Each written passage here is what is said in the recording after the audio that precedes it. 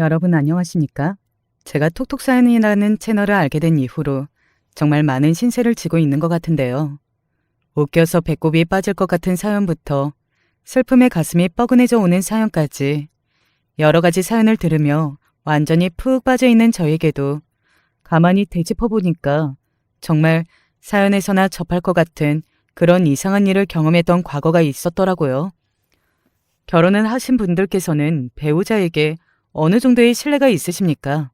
그리고 또 여러분은 인생에서 가족을 몇 번째 순위로 올려두고 사시는지요?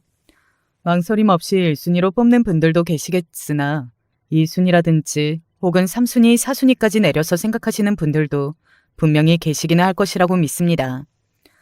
사람의 생각이란 저마다 다양하니까요. 하지만 인생에서의 우선순위를 서로 다르게 정한 사람들끼리 결혼한다면 어떤 모습이겠습니까? 제 아버지의 이야기부터 시작을 해보고 싶습니다. 제 아버지께서는 아주 가난한 집안의 둘째로 태어나셨습니다. 일남일녀 집안의 막내였고 형제라고는 고모 한 분뿐이었죠. 고모는 21살의 나이에 시집을 가셨습니다. 이웃 동네에 살고 있었던, 그래서 일찍이 안면이 좀 있었던 상대와 인연을 맺으셨죠. 서로 집도 가깝고 무엇보다 집안 사정도 다 이것저것 궁금해할 거가 없이 훤히 다 아는 정도이고, 이것보다 편하고 좋은 결혼 상대가 또 있을까 싶네. 누나, 시집 가게 돼서 좋아? 행복한 거야? 너는 가끔 사내 자식이 그런 낯간지러운 소리를 잘도 입에 담더라. 그래, 좋다, 행복하다. 됐냐? 작년에 시집을 갔었으면 아주 늑다리 노총각하고 맺어질 뻔했었는데 그때를 잘 넘기고 나보다 고작 5살 많은 남자하고 결혼을 하게 돼서 아주 만족이야. 그래? 그렇다면 다행인데 나는 누나가 시집 가는 걸 좋아하지 않을까 봐 그게 걱정이었어. 너는 별 이상한 소리를 다 하는구나. 우리 동네에서 내 나이면 다들 슬슬 시집 갈 생각들을 하고 사는 거야. 여자애가 일찍 시집을 안 가봤자 괜히 나이만 차서 노처녀 소리 듣는다고. 동네 어른들이 그 소리를 얼마나 많이 하는지 네가 정녕 모르는 모양이구나. 하지만 누나는 서울로 가고 싶어 했잖아. 난데없이 무슨 소리야. 서울은 무슨. 예전부터 서울에 가서 정말 멋지게 지금 여기와는 다른 모습으로 살아보고 싶다고 했었잖아.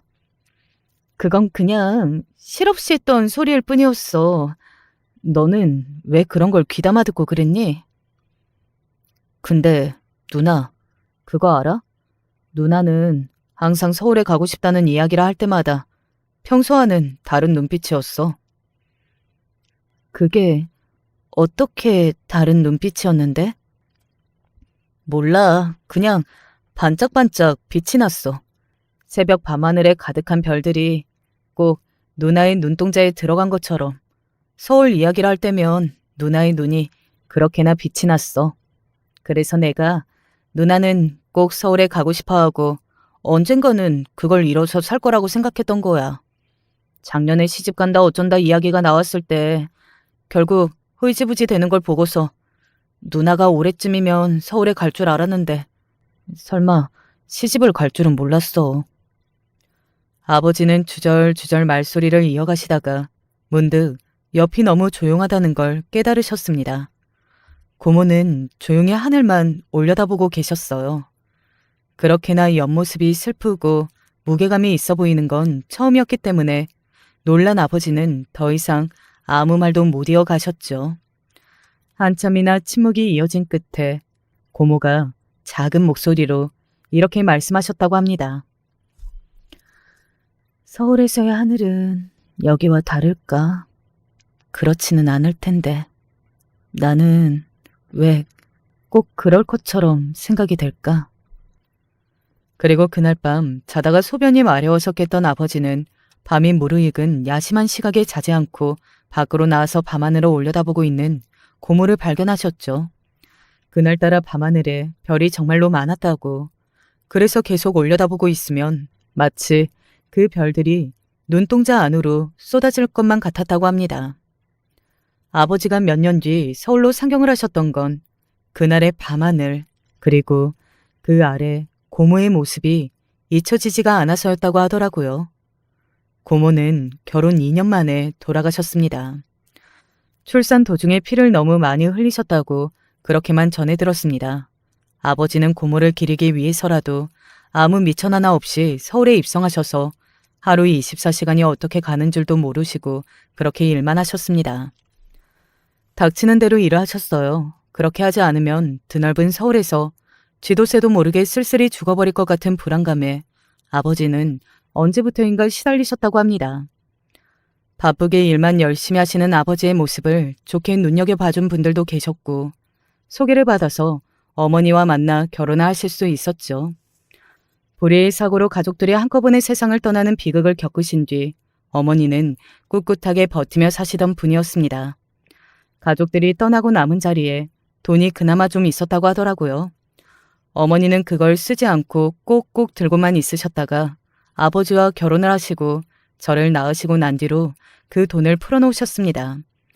돈에 대한 집착과 성공에 대한 열망이 갈수록 강해졌던 아버지는 그 돈을 밑거름 삼아서 사업에 뛰어드셨고요. 그때부터 더욱 바쁘게 사셨습니다. 그래서 저는 유년 시절의 아버지를 거의 보지 못하고 자랐습니다. 아버지란 존재가 대체 어떤 존재인지 알지도 못했죠. 그리고 제 나이 17에 어머니가 돌아가셨습니다. 아무도 모르게 야금야금 수면제를 모아오셨더라고요.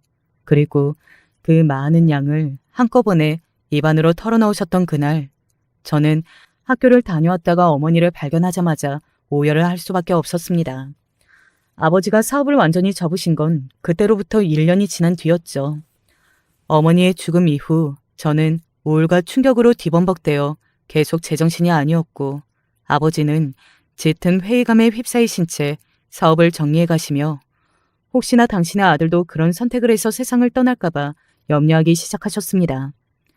그때까지 저는 평생 아버지와 친해본 적이 없었죠. 그래서 제 곁으로 다가와 존재조차 몰랐던 제 고모의 옛 이야기를 해주시는 아버지가 낯설게 느껴졌습니다. 그러면서도 한편으로는 기뻤던 것 같아요. 어색하고 삐걱거리는 부자관계였으나 시간이 흐르면서 그런대로 자연스레 연락을 하며 지내는 모습이 되었습니다. 저는 전문대를 졸업한 이후 아주 적당한 직장을 잡아서 조용한 일상을 보냈죠.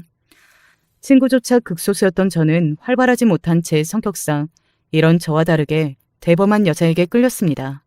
아내는 집안의 사정으로 어릴 적에 여기저기 친척집을 떠돌면서 자라난 경우였어요.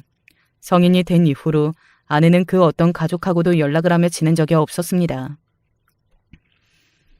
그런데 나는 한 번도 외롭다고 생각해 본 적이 없었어. 외로우면 지는 거라고 생각만 했었지. 정신적으로 나약한가는 거리가 먼 아내를 보면서 저는 일종의 동경심이 들었던 것 같습니다. 제가 먼저 결혼을 졸랐고 아내는 저의 지질한 조건이 마음에 차지는 않았으나 연락하고 사는 가족이라고는 다른 지역에 사시는 아버지 한 분이 전부인 제 사정만큼은 마음에 든다고 그랬습니다. 아내는 기본적으로 인간관계를 귀찮아하는 것 같았죠. 거칠애 같은 건 질색을 했고요. 어머니의 일을 겪은 바 있었던 저는 아내의 강단 있는 면모가 차라리 의지가 되고 좋게 보였던 것 같습니다. 아내와 조용히 결혼해서 살겠다는 저의 뜻을 아버지는 군말씀 한 번 없이 받아주셨어요. 내 도움이 필요하거든 언제든 얘기를 해라. 단지 저에게 그런 말씀을 주실 뿐이었죠. 먼저 다가가는 법이 없는 살갑지 않은 며느리를 얻으셨음에도 그것에 대해 가타부타 아무 소리도 안 하셨던 게 제 아버지이십니다. 항상 그 자리에 예의 그 덤덤한 모습으로 계실 것 같았던 게 아버지였건만 그렇지 않았습니다. 어느 날 갑자기 받은 연락 한 통, 그것은 아버지가 쓰러지셔서 병원에 실려오셨다는 내용이었습니다. 놀랍게도 아버지는 암 선고를 받으신 상태였는데 그걸 자식인 저한테도 안 알리시고 혼자 2달 넘게 아무렇지 않게 그냥 일상을 보내시다가 쓰러지셨던 거예요. 병원으로 달려간 저는 아버지가 암 말기라는 충격적인 사실을 마주해야만 했습니다. 아버지를 붙잡고 왜 진작 밝히지 않으셨냐고, 왜 미련하게 그냥 지내고 계셨냐고 제가 원망을 쏟아냈습니다. 저를 불효자로 만드시는 것만 같았거든요. 그러자 아버지가 꺼내신 말씀이 기어이 저를 울렸습니다. 기억이 안 난다. 내가 처음에 서울로 상경을 했을 때 어떤 마음가짐이었고 어떤 얼굴을 하고 있었는지 이제는 기억이 하나도 안 나. 그러고 보니까 나는 서울에서 단 한 번도 밤하늘을 올려다본 적이 없었구나. 앞만 보며 무식하게 달려오느라 밤하늘에 별이 있는지 없는지도 모르고 살았어. 그러니 사업 다 접고 나서 건물 하나 재산으로 든든하게 마련을 해놓았으면 뭐라나. 의미 없이 재미라고는 하나도 없이 부질없이 그저 살다가 암으로 죽는 거지. 내 인생이 이렇게 끝날 것이라고 서울에 발을 들였던 그날부터 어쩌면 정해져 있었던 걸지도 모르겠구나. 아버지가 미치게 외로워 보였습니다. 저는 그동안 제 인생만 외롭다고 생각을 해왔었지 단 한 번도 아버지의 관점에서 생각을 해본 적은 없었어요. 어떤 심정으로 그토록 힘들게 일을 하셨던 것일지 가늠조차 되지 않았습니다. 제가 먹고 살 걱정 같은 건 안 하고 무던하게 지내올 수 있었던 건 사실 다 아버지 덕택이었죠. 저는 아버지의 마지막 순간이 이대로 외로운 모습이어서는 안 된다고 생각했습니다. 저희 부부는 아버지와 상관없이 오롯이 저희만의 일상을 보내온 아주 못된 아들과 며느리였지만 이제는 달라져야 할 때였어요. 저는 아내에게 제가 생각한 바를 나누기로 결심을 했죠.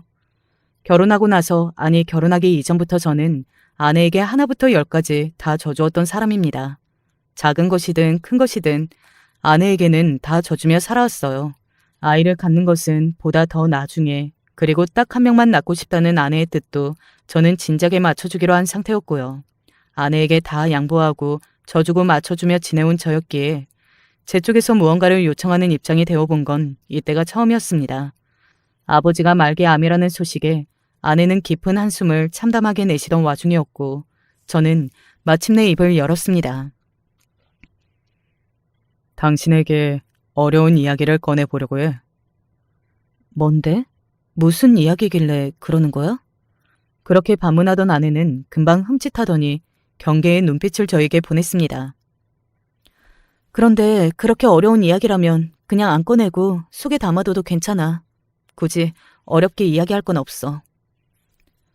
아내가 황급히 그런 말을 하는 모습을 보니까 저도 속으로 한숨이 좀 나왔죠.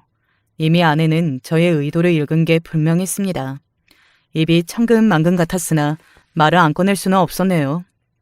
내가 무슨 이야기를 하려는 건지 당신은 이미 짐작을 했구나. 그래, 맞아. 당신의 머릿속에 지금 떠올랐을 그 짐작과 내가 하려는 이야기가 아마도 같을 거야. 아니, 이야기라기보다는 정확히는 당신에게 부탁을 하는 거지. 잠깐만. 나는 그 부탁이라는 거 듣고 싶지가 않아. 나는 그걸 들을 준비가 안 되어 있다고. 뭘 멋대로 말을 하려는 거야? 뭐? 그럼 언제 준비가 되는데? 이따가? 아니면 내일? 내일 다시 이야기하도록 할까? 아니, 고작 내일까지 어떻게 내가 준비를 해. 그렇게는 안 돼. 당신 무슨 소리를 하는 거야? 당신하고 내가 지금 이러는 동안에도 우리 아버지는 죽음에 가까워지고 계셔. 하루하루가 너무 간절하고 소중한 상황이라는 거 당신도 알잖아. 그래, 맞아. 내가 하려는 부탁 바로 이거야. 아버지가 돌아가실 때까지 우리가 모시자. 우리가 그렇게 해드리자. 응? 제발 부탁이야. 막상 본론을 꺼내자 저는 눈시울이 시큰해졌습니다. 힘없이 웃어 보이시던 아버지의 모습이 떠오르더군요. 하지만 아내는 저와 정반대인 듯 싶었습니다. 제가 울컥한 것을 보고서 되려 아내가 고개를 작게 흔들던 그때부터 제가 눈치를 챘어야 했어요. 내가 진짜 아버님 소식 듣자마자 가슴이 너무 아팠고 슬펐는데 설마 이런 소리가 나올까 싶어서 마음껏 슬퍼하지도 못했어. 왜냐고? 당신이 나한테 이런 부탁을 할까봐 겁이 나고 걱정이 되는데 어떻게 태평하게 슬퍼만 할 수가 있겠어. 그랬는데 진짜로 당신이 이런 부탁을 하네? 하, 진짜 내가 황당해서 어떻게 해야 할지도 모르겠다. 당신은 지금 무슨 병원 시설 열악하고 의료체계 안 잡혀있던 옛날인 줄로만 알아? 왜 굳이 우리가 나서서 아버님을 모셔야 한다느냐 하는 그런 소리를 내? 당신, 그거야말로 암 환자한테 못할 짓이야. 내가 이러는 이유를 당신은 모른다는 거야? 우리 아버지 그냥 암 환자 아니야. 말기 암 환자야, 말기라고. 지금 말기인 암을 극복해내실 확률이 사실 없고 그 확률의 숫자가 너무나도 작아서 기적이라는 두 글자로 대체를 해야만 해. 우리 아버지가 돌아가실 날이 많이 남지도 않았는데 자식으로서 남은 날들만이라도 더욱 편하게 지내실 수 있도록 해드리고 싶은 게 대체 왜 못할 짓이라는 거야? 죽음을 앞두신 우리 아버지가 당신은 많이 안 됐다고 생각이 되지도 않아? 많이 안 되셨지. 안타깝지. 근데 말이야, 사람이 인생을 살고 하루하루를 산다고 표현을 하지만 엄밀히 따져보면 아니야. 사실은 죽어가고 있는 쪽이 맞거든. 왜냐면 태어난 그 순간부터 죽음에 가까이 다가가며 사니까 인간의 수명은 영원하지 않고 정해져 있고 살다가 도중에 재수없게 사고를 당한다든지 아니면 아버님처럼 암에 걸린다든지 이런 상황에 맞닥뜨리면 더 일찍 죽는 것뿐이야. 당신도 나도 지금 이 순간 죽어가고 있는 거잖아. 아버님만 죽음에 가까워져 가고 있는 거 아니니까 당신은 제발 호들갑 좀 떨지 마. 그럴 필요가 왜 있어? 시한부 판정 받으신 아버님보다 당신이 당장 더 빨리 죽을지 모르는 법인데? 시한부 판정이 뭐 대수냐는 식으로 나오는 아내를 보며 저는 정말 많이 놀랐습니다. 제 아내라는 사람에게 약간 이런 구석이 있다는 것쯤이야 당연히 제가 진작에 알고 있었어요. 하지만 이 정도로 막무가내일 줄은 몰랐습니다. 이 지경으로 말이 안 통할 거라고는 대화의 포문을 열던 순간에는 상상하지 못했던 거였는데 저는 잠시 정신이 멍해지고 말았어요. 제가 혹시 벽에다 대고 이야기를 한 건가 싶더라고요. 아니면 생판 남에게 이야기를 한 기분이었죠. 제 아내, 제 하나뿐인 배우자에게 시한부 아버지를 모시고 싶다고 이야기를 꺼냈다가 사람은 모두가 죽어가고 있다느니 하는 핀잔을 들었다니 이게 현실이라는 게 믿어지지 않아서 쓴웃음이 지어졌습니다. 정말 기가 막힌다. 당신이 이렇게까지 나올 거라고는 생각하지 못했는데 우리 아버지의 마지막을 함께 해드리기 싫다는 말을 당신은 그런 식으로 돌려서 표현하는 거구나. 아, 참나. 아버님이 당신한테 그러셨어? 남은 시간 매일같이 함께 해달라고 세상 떠나기 전에 아들이 효도하는 모습 보고 며느리가 드는 수발을 받아보고 싶다고. 그렇게 당신한테 아버님이 그러셨냐고. 아니, 절대 아니야. 당신은 우리 아버지를 대체 어떤 분이라고 생각하는 거야? 절대로 나한테 그러실 분이 아니라는 걸 당신은 모르겠어? 나뿐만 아니라 당신한테도 아버지는 절대 그런 부탁 같은 걸 하실 분이 아니야. 그래. 잘 알겠어. 그런데 당신은 왜 이러는 거야? 아버님이 전혀 그렇게 해달라고 그걸 원한다고 말씀하지도 않으셨건만 당신은 대체 어쩌다가 혼자 감정에 취해서 이 난리를 피우는 건지 모르겠네? 난리라니? 혹시 당신이 지금 이 상황을 전혀 이해 못한 건가 싶은 의심이 든다. 우리 아버지 몇 달 못 사신다니까? 남은 시간이 얼마 되지도 않은데 당신이 발끈해서 별별 소리를 다 한다는 게 믿어지지가 않아. 아버님이 앞으로 정확히 얼마나 사실지를 당신이 알고 있어? 신이 아닌 이상 그건 모르는 법이잖아. 3개월을 예상했는데 5개월이나 6개월을 사실지도 모를 일이잖아. 예상보다 더 오래 사시면 좋은 일이지. 당신 진짜 왜 이러는 거야? 제가 너무 속이 답답해서 주먹으로 제 가슴을 치면서 그렇게 말을 했습니다. 아내는 저를 향해서 혀를 끌끌 차더군요. 그건 순전히 당신의 입장에서 하는 당신의 생각일 뿐이야. 그리고 당신이 말기암 환자 간병해봤어? 옆에 붙어서 24시간을 보내봤어? 당신이 의료 지식에 해박하기를 해? 말기암 환자 수명이 얼마 안 남았다고 해서 너무 그것에만 초점을 맞추고 생각을 하는 모양인데 절대로 간단한 일 아니야. 말기암 환자의 마지막 기간? 그거 진짜 미치게 복잡하고 무거운 일이야. 나는 그런 짐을 지고 싶지도 않아. 당신이 그렇게나 하고 싶어 하는 것까지는 내가 이해를 충분히 하겠지만 나한테 그 짐을 같이 지자고 하는 것은 사양이라는 뜻이야. 와, 당신 정말로 너무한다. 진짜 냉정한 사람이구나. 나하고 둘이서 부부라는 가족이고 운명 공동체라는 자각이나마 당신에게 있는지 의심스러워진다. 제가 알던 사람이 아닌 것 같아서 이 순간에 아내가 생판남처럼 느껴져서 저는 아내와 함께 지냈던 나날이 모두 부질없었던 것이라고 여겨졌습니다. 이렇듯 중요한 기로에 섰을 때 함께 뜻이 맞지 않는다면 지난 나날이 다 무슨 소용이랍니까? 당신은 아버님하고 같이 부대끼며 살아본 자식도 아니면서 따로 떨어져서 지낸 세월 잘만 살아왔잖아. 그렇게 해왔던 대로 그냥 하면 될 것이지. 당신이야말로 정말 유난이야. 이쯤 되니까 당신하고는 아예 말이 안 통하는 것 같다. 당신에게 아주 많이 실망이야. 가족의 정이라는 게 당신에게는 전혀 없는 모양이구나. 가족의 정? 있기야 하지. 그런데 당신만큼 많이 가지고 있는 것 같지는 않아. 그게 그렇게까지 중요하다고 생각하지도 않고. 인생에서 중요한 건 다른 것도 많잖아. 미치겠다, 정말. 당신이 이런 여자였구나. 그럼 대체 인생에서 뭐가 중요하다는 거야? 인생을 혼자 사는 사람은 세상에 아무도 없어. 사람은 결국 사람을 만나면서 살아가는 거잖아. 그리고 사람 중에서 나는 가족이 가장 가깝고 소중하다고 생각해. 그렇게 여기며 살아야 하는 게 인생이야. 아주 그냥 교장 선생님의 훈화 말씀이 따로 없네. 나는 인생에서 가족의 정이냐 하는 그딴 것보다 돈이 더 중요하고 내 자신의 만족과 기쁨, 이런 감정이 더 중요해. 다른 누군가를 위해서 희생하는 거? 딱 질색이야. 나는 당신이 남들보다 현저하게 가족이 적은 사람이라서 그 점에서 더욱 끌리고 좋았던 건데 어머님이 이미 돌아가시고 안 계신 게 나는 참 마음에 들었거든. 시어머니라는 존재를 반기는 며느리가 몇이나 되겠어. 안 그래? 그런데 아버님이 말기암 선고 받으시고 당신이 나한테 아버님 돌아가실 때까지 우리가 모시자면서 이럴 걸 알았더라면 나는 당신하고 결혼하기를 망설였을 거야. 아마 결혼을 안 하는 쪽으로 결정을 내렸었겠지? 아내가 피식 웃으면서 그렇게 말을 했을 때 제 심장이 철렁 내려앉았습니다. 뭐? 지금 뭐라고? 당신 그러면 설마 나와 결혼한 것을 지금 후회한다는 거야? 그 정도로 우리 아버지 돌아가실 때까지 마지막 순간까지 지켜드리는 게 싫다는 이야기네. 그런데 나도 지금 이 말을 하면서 깨달은 것은 당신이 뭐라고 하든 나는 우리 아버지를 위하는 이 마음과 결심이 꺾이지를 않는다는 거야.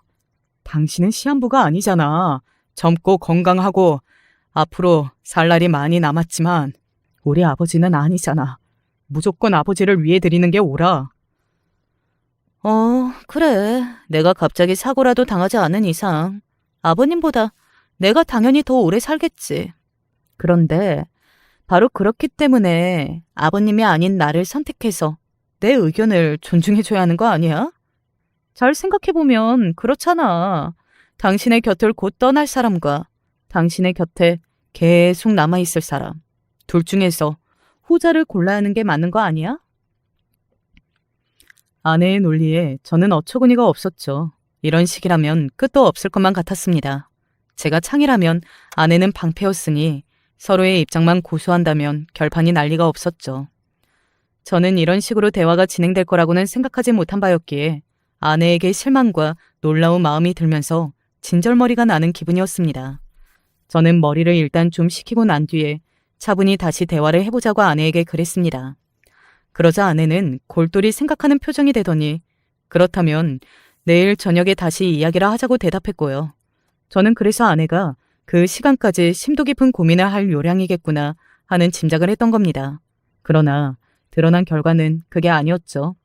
다음날 저녁이 되었을 때 마주한 자리에서 아내는 저에게 무언가를 내밀었습니다. 순간적으로 저는 그게 아버지를 효과적으로 돌봐드리기 위한 계획서라든지 제안서 같은 내용일 거라고 생각했었어요. 그러나 받아든 종이에 적힌 글자를 확인한 순간 제 뒤통수가 얼얼해졌습니다. 그건 바로 이혼 서류였기 때문입니다. 이게 뭐야? 내가 뭔가를 잘못 보고 있나? 내 눈이 잘못됐나? 그럴 리가. 당신 눈은 안 삐었어. 멀쩡해. 이혼하자는 거? 맞아. 나 지금 농담 아니고 장난은 더더욱 아니야. 이혼하자면서 이걸 내밀기 위해서 당신에게 하루가 필요한 거였어? 오늘 당신은 이거나 준비했겠네? 내가 밤새 고민을 해봤는데 이게 답인 듯 싶더라고. 왜냐하면 이제 당신은 아버님이 돌아가신 후에 어떤 식으로든 나를 원망할 게 틀림없을 것 같더라. 어제 당신하고 너무 신랄하게 언쟁을 벌이면서 내 밑바닥을 드러낸 게 당신이 나를 나중에 공격할 빌미가 될 것 같더라고. 그때를 예상해 보니까 소름 끼치기 싫었어. 그러니까 우리 그냥 여기까지만 하자. 그 편이 가장 깔끔해. 뭐? 깔끔? 우리 아버지가 말기암 선고를 받으셨는데 시한부이신데 이런 상황에서 우리 둘이 으쌰으쌰 힘을 합치는 게 아니라 이혼해서 남남이 되자고? 와, 당신은 정말 내가 생각한 것보다 훨씬 더 대단한 사람이었구나. 그렇게 날 비꼬아도 별 수 없어. 애초에 당신이 나한테 아버님을 돌아가실 때까지 우리가 모시자는 등 그런 소리를 안 꺼냈어야 했던 일이야. 잘못은 내가 아니라 당신한테 있는 것이라는 점을 분명히 짚고 넘어갔으면 좋겠네. 그때 저는 허탈한 웃음이 흘러나왔습니다. 그러면서 아내에게 남아있던 모든 감정, 자그마한 일말의 정까지 차갑게 식은 다음 그것들이 모두 날아가는 기분을 느꼈죠. 사람이 사람에게 실망을 해서 이렇게까지 마음이 차갑게 식을 수는 있는 것이더라고요. 이래서 남이나 님이나 한 끗, 점 하나 차이라고 하는 것인가 싶었습니다. 그래, 잘 알아들었어. 내가 대체 뭐하러 당신하고 감정적으로 설전을 벌였던 건지 모르겠네. 어차피 소득이 없을 행동이었는데. 나는 내가 원하는 게 있고 당신은 당신 스스로만 생각하고 그러는 상황에서 무슨 조율이라는 게 가능했을까? 이혼하자고 해줘서 참 고맙다. 여기서 내가 이혼을 순순히 해주는 게 맞는 그림일 듯 싶네. 그런데 있잖아. 당신 이대로 나하고 이혼을 하면 후회 안 할 자신은 있어? 내가 밤새 고민해보고 내린 결론이라고 했잖아. 후회는 무슨. 그런 거 안 해. 우리 아버지 문제 때문에 당신이 지금 홧김에 이혼 서류 내민 거잖아. 그런데도 어쨌든 이혼하는 걸 후회는 안 한다는 거지? 그럼 모를 일도 없다는 거지? 미쳤어? 내가 그럴 것 같아? 절대 그럴 일 없어. 잔말 말고 도장이나 찍어줘. 되도록 빨리. 깔끔하게 마무리하고 싶으니까. 이런 상황에서 그런 이유로 먼저 배우자에게 이혼을 종용하게 되었다면 최소한 부끄럽거나 민망해해야 한다고 생각했습니다. 조금이나마 수치를 느끼고 미안함을 가지고 있는 게 맞는 듯 싶었어요. 그러나 이혼 서류 앞에서의 아내가 그 어느 때보다도 당당하고 후련한 표정을 짓고 있는 것을 보자 도대체 저는 이 여자에게 무슨 기대를 하며 결혼하여 살아왔던 것인지 스스로 믿어지지가 않았습니다.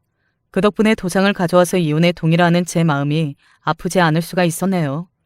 저희 부부의 공동 재산이랄 것은 몇 가지 되지 않았으므로 똑같이 나누는 계산도 아주 수월한 편이었죠.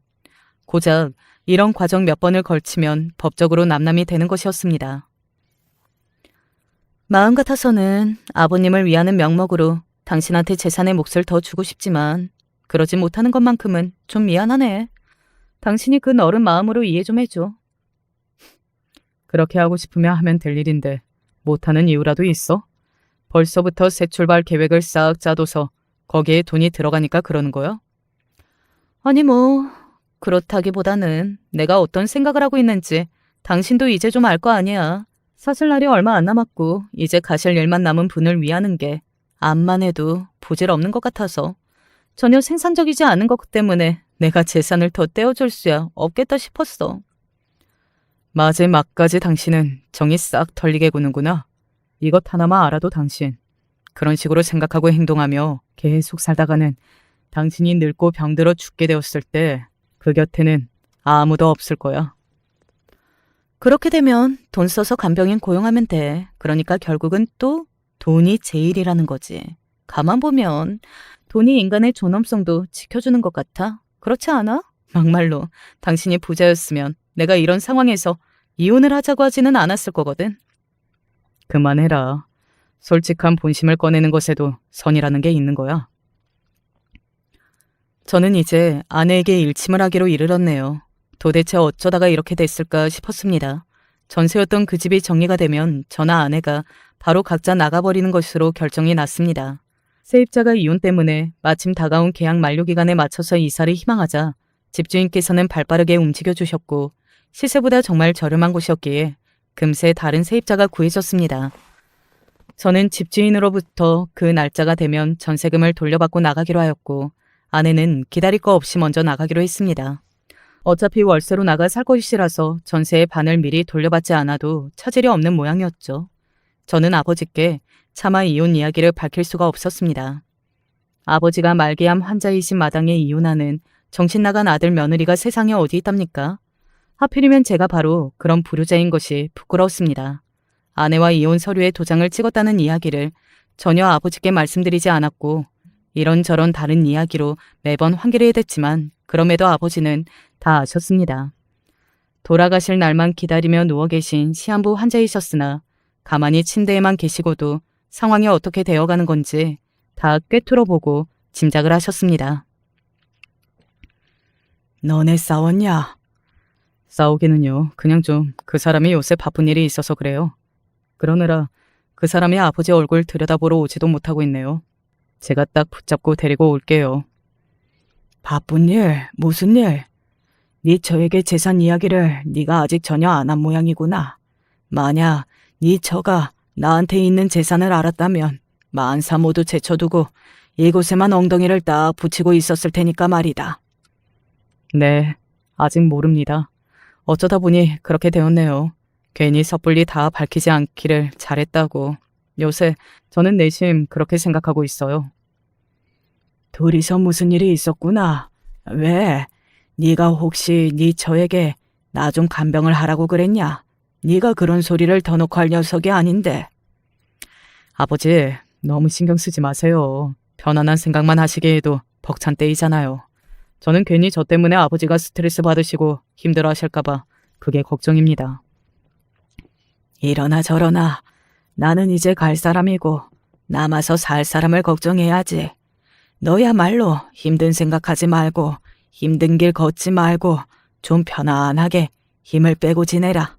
머리 아프기 싫이 생각을 너무 많이 하고 살아도 별로 좋지 못할 것 같아. 나를 봐라. 지금 이 꼴이 좋아 보이는가? 거무죽죽해진 얼굴, 어느새 삐쩍 말라버린 몸을 하고 누워 계신 아버지가 그렇게 말씀하시는 것에 가슴이 너무나도 아팠습니다. 저는 직접적으로 아내와의 이혼 이야기를 밝히지는 않았습니다만 서로 안 맞는 게 있어서 충돌하여 부부싸움을 하고 말았다는 것, 이런 정도로만 말씀을 드렸죠. 이미 자식 내외에게 무슨 문제가 있다는 것을 다 간파한 눈빛을 하고 계셨는데 그런 분 앞에서 아무 말씀도 안 드리기는 어렵더군요. 아무리 그래도 사람이 죽을 날 받아놓고서 이러고 있는데 와서 얼굴은 비춰야지. 그게 기본적인 도리라는 것을 가르쳐주고 일러주어야만 한다니. 네 처도 어지간하구나. 하기사 처음 봤을 때부터 인상이 범상하지는 않더만. 야무진 인매인 듯 싶었으나 달리 보자면 똥꼬집이 대단해 보이는 인매였지. 자기 말만 하고서는 얼른 다 물려버릴 것 같은 그런 인매였어. 죄송해요, 아버지. 와서 얼굴 비추라고 그 사람에게 단단히 이르겠습니다. 아니, 그럴 것 없다. 내가 내 자식을 모르겠냐. 너의 지금 그 눈빛만 봐도 두 사람의 사이가 돌이킬 수 없어졌을 거라는 것 정도는 다 느낄 수가 있다. 너 알아서 해라. 네 마음이 편해지고 머리가 가벼워지는 대로 너 알아서 하면 돼. 죽을 날이 얼마 안 남은 이 못난 애비의 눈치를 괜히 볼 필요는 없어. 저는 시한부 아버지 앞에서 제가 나약한 모습을 보이는 것만큼 불효가 없을 것 같아 그간 꾹 참고 있었으나 결국 눈물이 새어나오고 말았습니다. 아버지께 죄송했고 애틋한 마음이 들었습니다. 제발 하루만이라도 더 버텨서 더 저에게 살아계신 모습을 보여달라고 눈물을 훔치며 그날 아버지께 빌듯이 말씀을 드렸습니다. 그리고 이혼 과정이 끝나서 아내와 저는 법적으로 남남이 되었어요. 후련함과 쓸쓸함이 공존하고 있었고요. 아내에게 미련 따위는 남아있지 않았습니다. 미련은커녕 저는 이제 아내라는 사람에게 학을 떼고 있었죠. 그러는 와중에 남기고 간 짐을 찾으러 온 아내와 마주했습니다. 제 물건들 사이에 아내의 것이 몇 가지 섞여 있던 모양이었어요. 저는 구분을 못 지었는데 아내는 자기의 것들을 정확히 기억하고 있어서 깜빡하고 남기고 간 자기 물건들을 찾아서 챙겨가겠다고 하였습니다. 제가 이사를 나가는 당일의 아침이었죠. 간단한 물건들을 모아둔 박스 안을 뒤적거리던 아내가 물었습니다. 그런데 이사는 어디로 가? 아버님은 좀 어떠시고? 그런 걸 당신이 왜 궁금해하는 거야? 알 필요 없잖아. 진짜로 알고 싶어 할 것 같지도 않은데 형식적으로 물어본 거지? 안 그래도 돼. 어머, 깜짝이야. 왜 그렇게 날카롭게 대꾸라고 그래? 그냥 좀 물어볼 수도 있는 거지. 어느 동네로 가는지 정도는 그냥 궁금할 수 있는 거잖아. 아버지의 상태가 어떤지도 내가 궁금해할 수 있는 일인데 굳이 말 안 해주고 싶다면 그래, 하지 마. 안 알려줘도 되는데 당신답지 않은 것 같아서 좀 얼떨떨하네. 아내의 표정은 명백히 저를 비웃고 있었습니다. 제가 나를 세우며 대꾸를 한 것 자체가 우습고 가당치도 않다는 듯이 그런 표정으로 비틀린 미소를 그 입가에 걸고 있었어요. 자기 물건을 다 챙겨서 커다란 쇼핑백 하나에 담은 아내가 함께 살았던 그 공간을 마지막으로 둘러보았습니다. 다음에 결혼하는 여자하고는 여기보다 더 좋은 집 구해서 살아. 그때가 언제가 될지는 모르겠지만 열심히 노력하다 보면 그때는 수중에 돈이 더 많아져 있지 않겠어? 그렇다 보면 마음가짐이라는 게 또 달라져서 큰 집도 욕심을 내보고 대출도 크게 받아볼 깜냥이 생기는 거지. 당신은 아버님 돌아가시는 걸로는 별다르게 돈이 안 들어올 테니까 그게 좀 아쉽다. 바닥난 인성으로 막말을 날리는 본색을 다 드러냈다고 해서 아주 거리낌이 없구나. 잘도 짓거리네. 근데 미안하지만 나는 전혀 안 아쉬워. 돈이 간절해야 아쉬울 텐데 그렇지가 않거든. 우리 아버지가 가지고 계신 건물 이제 그거 내 거야. 다달이 들어오는 세만 받고 살아도 나는 전혀 아쉽지가 않은 몸이야. 건물이라니? 무슨 건물? 아버님한테 무슨 건물이 있었다는 거야? 무심코 대꾸하던 아내는 점점 더 표정에 경악을 비치고 있었습니다. 상상조차 못해본 이야기를 듣게 되었으니 그렇게 놀랄만도 하였습니다. 대단한 건 아니더라도 그냥 작은 상가 건물 하나 아버지가 가지고 계셨어. 근데 그게 제법 쏠쏠해. 위치가 괜찮아서 그런지 아담해도 아주 알짜배기인 건물이야. 그거 알아? 우리 아버지 말기암이라는 선고를 받으시고 나서 내가 당신한테 아버지를 같이 모시자고는 했어도 아버지한테 돈 쓰자는 이야기는 안 한 거? 생각해봐. 우리가 아버지한테 돈 한 푼을 따로 드린 적이 있었는지, 혹은 아버지가 우리한테 돈 한 푼이라도 요구하신 적이 있었는지. 그래서 지금 그 말이 진짜라는 거야? 사실이야? 아버지가 그러니까. 건물 주셨어? 그런데 어떻게 지금까지 그걸 나한테 숨겼어? 그게 가능해? 가능하지 못할 건 뭐야? 그리고 숨긴 게 아니라 굳이 말을 안 했을 뿐이야. 당신이 물어봤으면 내가 알려줬겠지. 우리 아버지가 건물주이냐고 당신이 만약 물어봤다면 나는 당연히 그렇다고 대답을 해줬을 거야. 그런데 당신이 한 번도 안 물어봤잖아. 보는 사람의 복장이 터지도록 그 순간 저는 너무나도 태연하고 뻔뻔한 얼굴이었을 겁니다. 태연 자약하게 말을 잇는 저를 보면서 아내는 발을 동동 구르기까지 했습니다. 이미 쇼핑백은 손에서 내팽개진 채였어요. 이건 말도 안 돼. 기만이야, 사기야. 왜 그렇게 열을 내는 거야? 당신이 그렇게 화가 날 일이 뭐가 있어? 나는 이해가 안 가네.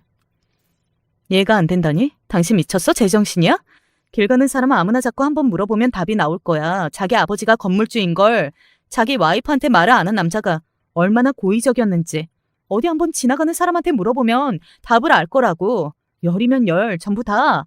말을 안 한 남자가 잘못한 거라고 할 거야. 그래, 그렇구나. 그래서 뭐 어쩌라는 거야?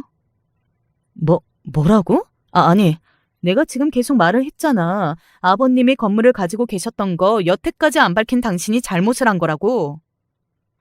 그래서 나도 지금 말을 하잖아. 그래서 내가 잘못을 했는데 이제 뭐 어쩌라고? 그래봤자 당신하고 나 이미 남남이야. 잊었어? 우리 이혼했잖아. 아내의 얼굴이 창백하게 질렸습니다. 방금 전까지 열을 올릴 때는 언제고 이제는 안색이 시체처럼 변한 상태였어요. 저는 당당하고 도도하고 성깔도 있는 아내가 그렇게 패배감이 짙은 얼굴이 되어 망연자실하는 걸 그때 처음 봤습니다. 그런 얼굴도 할 줄 아는 여자라는 것을 처음 알았었네요. 아내는 전에 없이 파르르 떨리는 입술을 내보이며 말을 했습니다. 저기, 내 말은 그러니까 당신이 어떻게 이렇게나 무정할 수 있냐는 거였어. 당신 성격상 아버님 건물은 오롯이 아버님 재산이라고 생각하고 자기 거가 아니라고 철저하게 그렇게 여겼겠지. 그래, 이해는 간다. 하지만 재산 한두 푼 이야기도 아니고 지금 건물 이야기를 하는 거잖아. 부동산. 어떤 사람이든 눈이 돌아갈 수밖에 없는 게 건물주라는 단어인데 나랑 이혼이 완료되기까지 언급 한 번은 안 했다는 건 당신이 나한테 너무한 거야.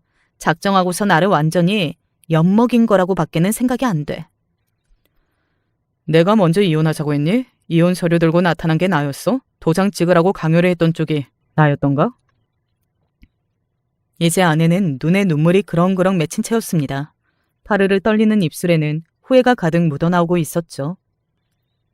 내가 무슨 말을 하고 있는 건지 당신도 잘 알잖아. 만약에 당신이 아버님의 마지막까지 모시고 싶다는 이야기를 하면서 그 건물 이야기만 했었어도 내가 당신하고 이혼 안 했을 거라는 거, 망설임 없이 아버님을 모시겠다고 했을 거라는 거 당신도 다 알잖아. 스스로가 더럽게 속물적이라는 이야기를 잘도 하는구나. 당신하고 이혼을 한 게 조금도 후회가 되지 않아서 다행이야. 이미 법적으로 완벽하게 남남이 된 상태라는 게 이렇게나 후련할 수가 없다. 안 돼. 이렇게는 안 돼. 내가 잘못했어. 내가 진짜 생각을 한참 잘못했던 것 같아. 한 번만 다시 나한테 기회를 주라. 응? 내가 자존심 강한 여자인 거 당신도 잘 알지? 내가 이렇게 울면서 비는 거 본 적 있어? 내가 누구 앞에서 이렇게 무릎이나 꿇을 여자 같냐고. 나 진짜 깊이 뉘우치고 반성하는 마음으로 이러는 거야. 아내가 울부짖으면서 제 앞에 무릎을 꿇었습니다. 한숨밖에 안 나오더라고요. 속이 시원하지도 않았고 고소하다는 생각도 들지 않았고 그렇다고 해서 애잔한 마음이 드는 것도 아니었습니다. 그냥 좀 피곤하더라고요. 아내에게 조금의 그 어떤 감정도 남아있지 않았습니다. 이런 마당인데 이제 와서 뭘 어쩌겠나요. 제가 몸이 건조한 눈빛으로 한숨이나 계속 내쉬자 저를 회유하는 건 안 되겠다고 판단을 했는지 아내가 이렇게 말을 했습니다. 당신이 나를 안 받아준다면 아버님한테 내가 말씀을 드릴 거야. 찾아뵙고 나서 다 말씀을 드리고 용서를 구할 거야. 아버님은 나를 받아주실지도 몰라. 누구 마음대로 그러겠다는 거야? 아버님은 생각이 다르실 수도 있잖아. 내가 무릎 꿇고 엎드려서 빌면 아버님이 나를 불쌍하게 봐주실 수도 있는 일이야. 설마 진심으로 저런 소리를 하는 건가 싶었네요. 그런데 아내의 표정이 여간 처절한 게 아니었습니다. 저러다가 불구덩이라도 뛰어들겠다 싶더군요. 제가 가로막는다 하여도 상관없이 아버지를 찾아뵙겠다며 아내가 하는 소리를 듣고 저는 이런 임기응변을 발휘하기로 했죠. 당신이 전에 했던 소리가 있었지? 그게 맞았어. 우리 아버지 정말 얼마 못 사실 것 같았는데 컨디션이 계속 올라오고 그게 유지가 되고 있어서 최소한 반년은 거뜬히 버티실 것 같다고 의료진들도 그러더라. 그런데 컨디션 관리가 정말 중요하고 관건이라서 조심하셔야 되거든. 우리 아버지가 당신을 보면 우라통 터져서 당신이 뭐라고 말을 하기도 전에 돌아가실지도 몰라. 그러니까 내가 우리 아버지한테 조금씩 차근히 이야기에 밑밥을 깔아놓도록 해줘. 그러고 나서 당신이 조심스레 찾아뵙는 게 나을 것 같아. 안 그랬다가는 죽도 밥도 안 돼. 그럼 나한테 연락을 주는 거지? 일단 한 달 뒤에 당신이 우리 아버지 뵙는 걸로 할게. 정말? 그래, 알았어. 나도 그럼 준비하고 있을게. 그런 기회라도 줘서 고마워. 후들거리는 다리로 일어난 아내는 금방이라도 기절할 것처럼 보였습니다. 그렇게 엉망이 된 얼굴의 아내가 너무 낯설어서 저는 내심 고개를 절레절레 흔들고 말았네요. 건물 밖으로 나간 아내를 슬쩍 지켜봤더니 한 손에 쇼핑백을 든 채로 힘없이 터덜터덜 걸으면서 연신 눈물을 훔치고 있었습니다. 그러다가 너무 속상해서 미치겠는지 갑자기 길에 주저앉더니 신경질적으로 울더라고요. 거기까지 보고서 저는 마저 이삿짐을 쌌고 몇 시간 뒤에 이사를 시작했죠. 새로운 보금자리에 짐만 딱 갖다 두고 아버지의 곁을 지켰습니다. 아내에게 했던 컨디션이 올라오고 어쩌고 하는 이야기는 당연히 완전히 허구였습니다. 아버지는 사실 오늘 내일 하고 계셨어요. 저는 이혼한 아내와 마주쳐서 나눈 대화 그리고 이사간 집의 이야기까지 아버님께 들려드렸습니다. 힘겨운 모습을 하신 채로도 아버지는 피식 웃으셨죠. 그건 즐거운 웃음이 아니라 한숨 같은 웃음이었을 것입니다. 혹시나 아버지가 아내를 보고 싶어 하실까봐 그걸 여쭈었으나 아니었어요. 전혀 안 보고 싶어 하셨습니다. 되도록이면 안 본 채로 떠나는 게 편하다고 하셨고요. 그래서 저는 저의 대처가 옳았다고 생각을 하게 되었네요. 제가 한 달이라고 얘기한답시고 정말 그 아내 아버지를 찾아가서 뵐 생각을 안 한 아내라는 인물이 세상 대단했습니다. 기본적인 인간적인 정이라는 것이 아내는 결여된 사람 같았어요. 도리를 몰랐던 것이죠. 그래서 아내는 생전에 아버지를 뵙지 못했습니다. 한 달이 되기도 전에 3주가 지났을 때 아버지는 돌아가셨어요. 돌아가시기 전에 저와 눈도 많이 마주치고 대화를 나눌 수 있어서 다행이었습니다. 안 돼. 내 마지막 기회가 이렇게 날아가다니. 아버님, 왜 갑자기 떠나신 거예요? 이건 아니죠, 아버님! 갑작스레 예상하지 못한 상황에서 아버지의 상태가 확 나빠져서 그렇게 된 것으로 알고 있는 아내는 머리를 감싸지며 울부짖었습니다. 세상이 자신을 괴롭히고 있다면서 아내는 그런 말을 하면서 울부짖었는데 그 모습을 본 모두가 미친 것 같다며 수군거렸습니다. 장례식장에 바닥을 치며 오열을 해봤자 그 모습으로 저의 마음을 돌릴 수는 없었습니다. 우리 인연도 여기서 끝이겠네. 이제는 만날 일은커녕 연락할 일도 없을 테니까 건강하게 잘 살기를 바란다. 이게 끝이라고? 우리 좋은 친구 사이로라도 남을 수 없을까? 저기 그 전부터 궁금했는데 건물은 어디에 있는 거야? 무슨 동네인데? 건물 이름이 뭔데? 1층에 뭐가 들어와 있는데? 아버님 지인으로 보이는 분들이 건물 어쩌고 이야기하는 걸 장례식장에서 하시기는 하더라. 가까운 몇 분들은 다 알고 계셨던 거겠지. 그래서 나도 알고 싶은데 알려주면 안 될까? 알아서 뭐 하려고? 정없이 사는 당신은 그런 정보를 웬만하면 모르고 사는 게 낫지 않을까? 그래야 신경 쓸 거리가 줄어들지. 아 맞아. 저번에 당신이 해줬던 조언은 나한테 앞으로도 도움이 될 것 같더라. 그건 참 고마워. 다음에 결혼하는 여자랑은 더 좋은 집에서 살라는 조언 말이야. 나는 그걸 따를 작정이야. 어떤 여자를 만날지는 모르겠지만 결혼하면 엄청 좋은 집에서 살 거야. 우리 아버지가 나한테 이제는 돈 좀 펑펑 쓰면서 살라고 그러셨거든. 재혼을 할 거면 잔정이 많고 상냥한 여자랑 하라는 말씀도 남기셨어. 나도 전보다 더 좋게 살 거니까 당신도 그렇게 살아. 이번 생에는 만나서 참 유감이었고 다음 생에서는 아예 만나지 말자. 그 이전까지는 저 스스로도 몰랐는데 제가 작정을 하면 하고 싶은 말을 술술 다 뱉을 수 있는 사람이었더라고요. 아버지의 마지막 가시는 길이 답답하지 않도록 아내에게 시원하게 말을 다 하고 나니까 제 가슴도 뻥 뚫린 듯 하였습니다. 그리고 아내는 아니 한때 저의 아내였던 그 여자는 완전히 삶의 의욕을 상실한 얼굴이 되고 말았죠. 조금의 미련도 없이 저는 등을 돌렸고요. 몇 달 뒤 우연치 않게 접한 소식으로는 그렇게나 술을 퍼마시고 산다는 이야기가 있었죠. 사실 저는 아버지의 재산 이야기를 진작 밝혔더라면 이혼도 안 하고 둘이 함께 아버지의 마지막 나날을 지켜드릴 수 있지 않았을까 싶어서 이런 생각으로 남몰래 혼자 후회를 몇 번 한 적이 있었습니다. 여러분의 생각은 어떠신가요? 안녕하세요. 양평에 사는 김미숙이라 합니다.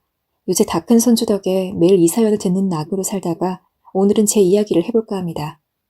여러분에게도 힘든 시간 버틸 수 있게 해준 사람이 있나요? 저는 오늘 제 인생에 있었던 그 단 한 사람에 관한 이야기를 하려 합니다. 부디 끝까지 들어주세요. 저는 까마득한 시골에서 나고 자랐습니다. 집 주변으로는 온통 산이나 논밖에 없었고 가장 가까운 구멍가게도 걸어서 30분은 가야 있었죠. 저희 가족은 집 근처 땅에서 농사를 지으며 생활을 하였고 어느 정도 크고 나서부터는 저도 부모님을 도와 농사일을 지었습니다. 제가 국민학교를 다닐 때만 해도 아들이 아니고서야 딸이 학교에 쭉 다니면서 공부를 하고 대학까지 가는 건 상상하기 힘든 시절이었으니까요. 그래서 저도 최소한의 교육까지만 마치고 그 이후부터는 돈을 버는데 급급했습니다. 제게는 동생이 5명이나 있었는데 둘째가 아들이었던지라 부모님은 둘째 동생만 열심히 공부를 시키고 싶어 하셨어요.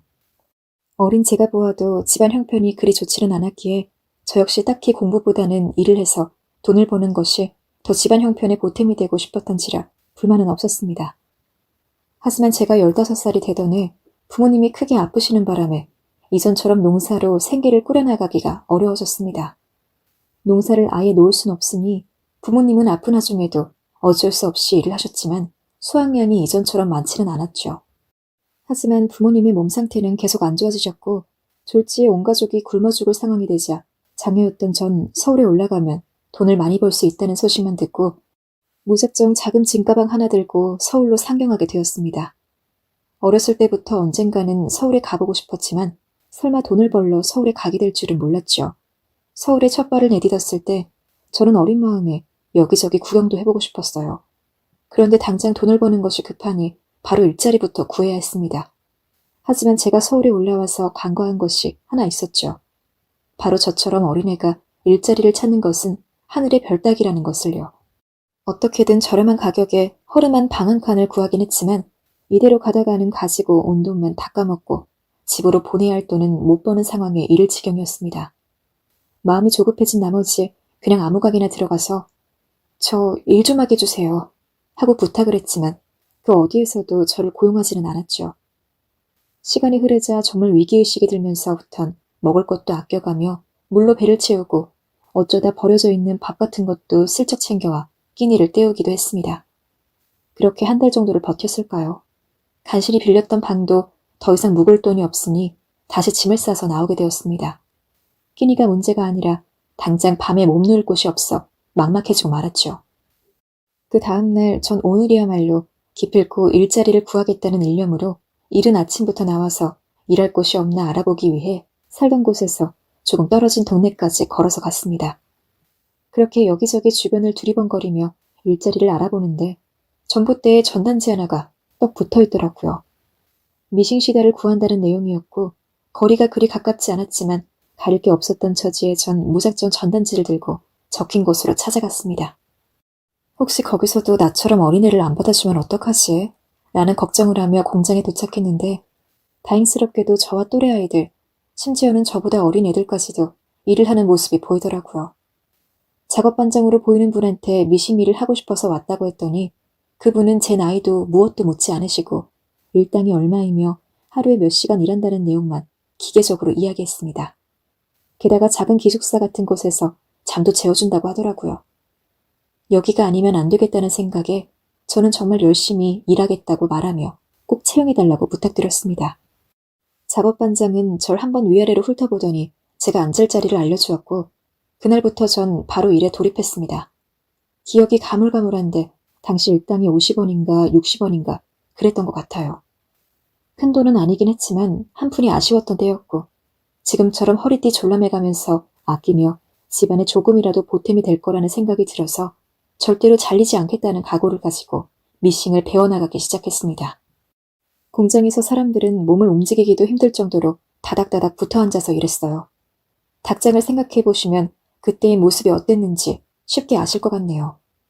허리 한번 피기 힘든 쾌쾌한 공장에서 다들 웃음기 하나 없이 미싱만 하는 걸 보고 아, 나도 저렇게 일하겠구나 하는 생각에 두려움이 몰려오기도 했지만 당장 갈 곳도 없었고 지금 이곳이 아니면 제가 일할 수 없는 곳이 없었기 때문에 최대한 마음을 다잡았습니다. 일은 제 생각보다 더욱 힘들었습니다. 배치된 자리에 앉아서 손끝이 부르트도록 미싱질만 했기에 몸은 너무나 아팠고 단순 업무이기에 재미도 없었습니다. 저는 성격도 내성적이었던지라 가까이 앉은 사람과 대화할 생각도 못하고 그냥 혼자 묵묵하게 일만 했는데 그래서인지 일하면서 더 외로움도 컸던 것 같아요. 요즘 젊은 애들은 법적 근로시간을 벗어나서 추가로 일하면 따로 수당이 나온다고 하는데 저 때는 그런 것도 없었습니다. 분명 처음 일하러 왔을 당시 작업반장이 이야기했던 근무 시간은 하루 10시간 정도였는데 일이 많다는 이유로 근무 시간을 다 채워도 쉬러 가지 못하고 하루에 15시간, 16시간 일하는 건 부지기수였고 그렇게 고개 한번 못 들고 일해도 겨우 이것밖에 못했냐는 등 이따위로 일하고 돈 벌려고 하는 거냐는 등 온갖 폭언은 다 들었습니다. 그 덕분에 고된 일이 끝나고 기숙사에 가면 쉴 시간도 모자란데 그 얼마 없는 시간을 쪼개서 매일 밤 화장실에서 몰래 눈물을 흘리고는 했습니다. 그렇게 못 들을 소리까지 들어가며 하루의 절반이 넘도록 일하는데도 손에 쥐이는 돈은 쥐꼬리만 했죠.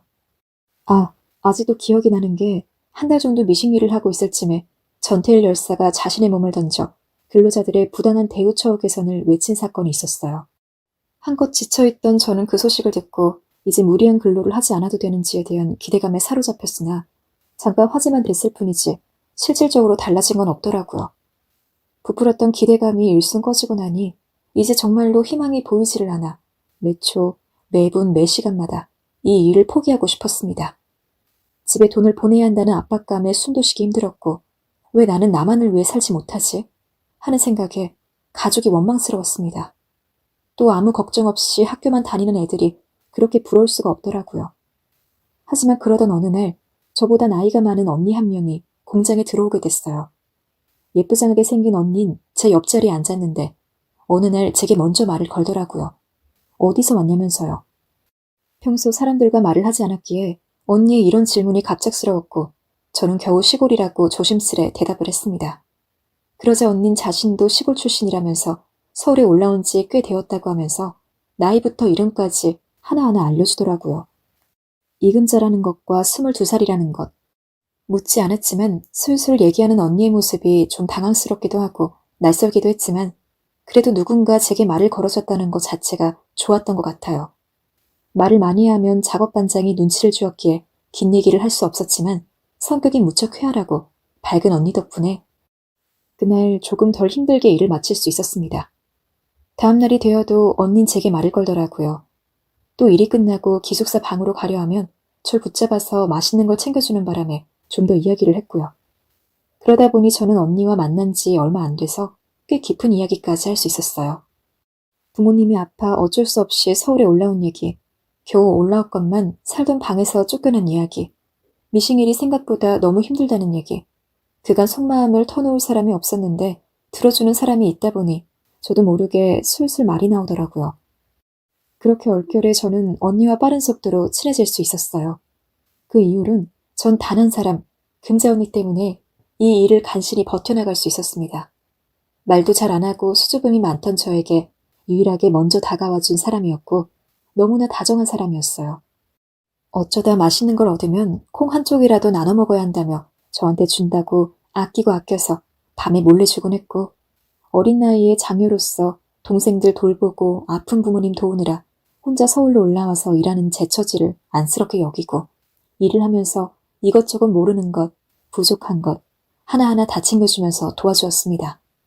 사실 시골집에 있을 때도 젖먹이 동생들 돌보라, 부모님 농사일 도우랴, 누가 저를 챙겨준다기보다는 제가 누군가를 챙기고 양보하는 게 익숙하고 당연했는데 금자 언니 덕분에 난생 처음으로 동생으로서 보살핌을 받는 기분을 느낄 수 있었죠. 어린 마음에 금자 언니가 진짜 언니였으면 좋겠다는 생각을 했을 정도로 너무 좋고 행복했습니다. 그렇게 금자 언니 덕에 힘든 미신 공장 일을 이어가고 있었던 어느 날, 당시 몸이 안 좋아서 그날 할당량을 다 못 채우는 바람에 밤늦게까지 남아서 잔업을 하고 있었습니다. 늘 사람이 꽉 차 있던 공장에 저만 있으니 무서워서 최대한 빨리 일을 마치고 자러 가려고 했죠. 근데 갑자기 작업반장이 들어오더라고요. 제가 일을 다 했는지 확인하려고 온 줄 알고 저는 말할 준비를 하고 있었죠. 그런데 작업반장이 대뜸 제 손목을 잡고 몹쓸 짓을 하려고 드는 거였습니다. 저기 있는 대로 소리를 지르면서 살려달라 도와달라 외쳤지만 공장은 기숙사에서도 약간 거리가 있었고 주변이 주택가도 아니었던지라 제 부름을 들을 수 있는 사람이 없었습니다.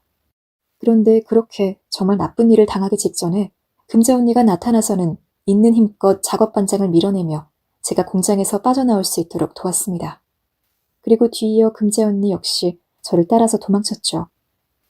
지금 시대야 그런 일이 있으면 당장 경찰에 신고하면 되지만 그 당시는 경찰에 신고한다고 해도 가해자에게 제대로 처벌이 이루어지기는커녕 쓸데없는 일로 경찰을 귀찮게 했다는 핀잔이나 분명 기집애가 꼬리쳐서 그랬다는 이야기나 듣는 게 전부였기에 그런 행동은 생각도 못하고 있었습니다. 그 사건은 너무나 충격적이라 눈물도 나오지 않았습니다.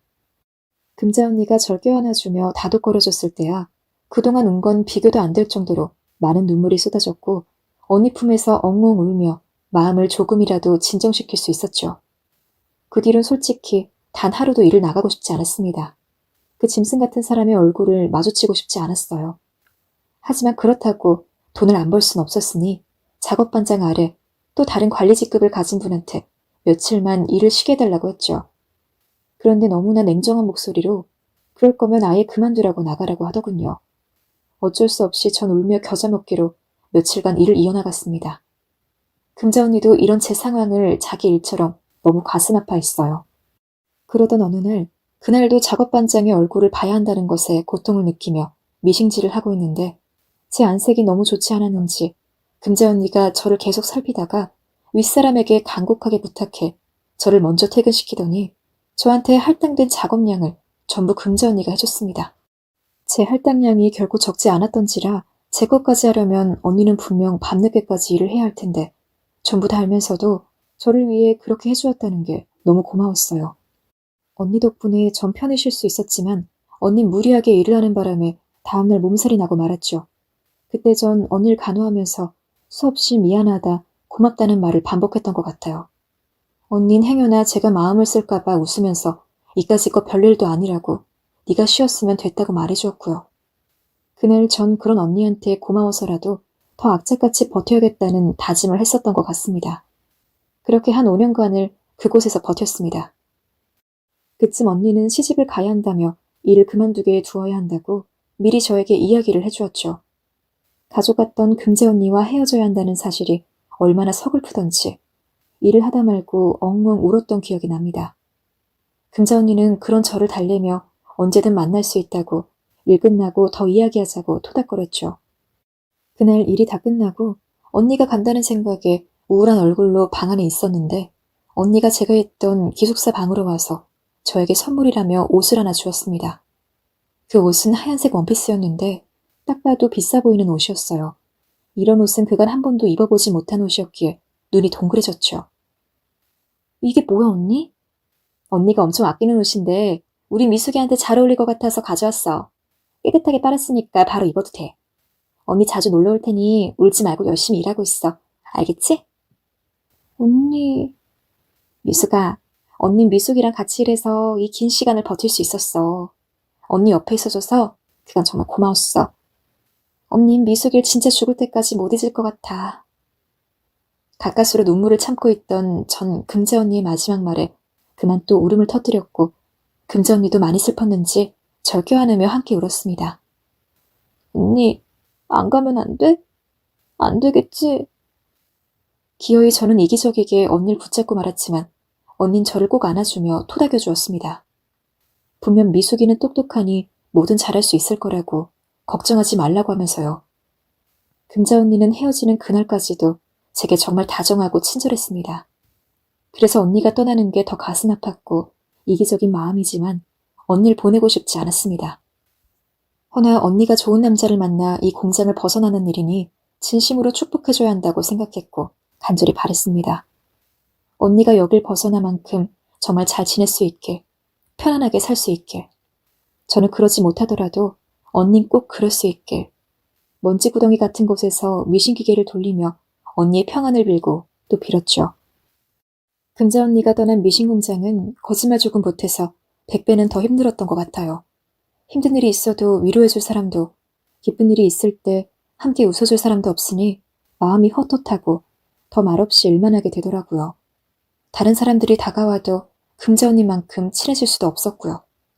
사무치는 그리움에 언니가 있었던 자리를 바라보다 다시 일을 하길 반복했던 날들이었죠. 그렇게 언니가 나가고 저는 약 1년 정도 미신 공장에서 더 일을 했는데 그 사이 부모님에게서 연락이 왔어요. 몸도 많이 나아졌고 자란 몇몇 동생들도 부모님을 도와서 농사를 짓고 있으니 제가 더 이상 서울에서 고생하지 않아도 된다는 이야기를 하시더라고요. 그래서 저는 기쁜 마음으로 미신 공장을 바로 그만두고 다시 제가 살던 고향으로 돌아갔죠. 아무래도 집으로 돌아가니 더 이상 그 뼈아픈 노동을 하지 않아도 되어 쾌쾌한 공장 냄새를 맡지 않아도 되어 일단 살 것 같았습니다. 가족들의 얼굴을 봐 안심이 되기도 했고요.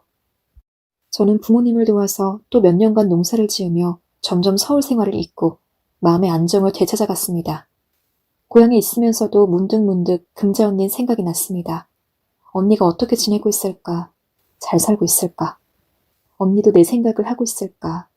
언니 생각을 하면 늘 좋은 기억들밖에 없어 언니를 향한 그리움도 상당했던 것 같아요.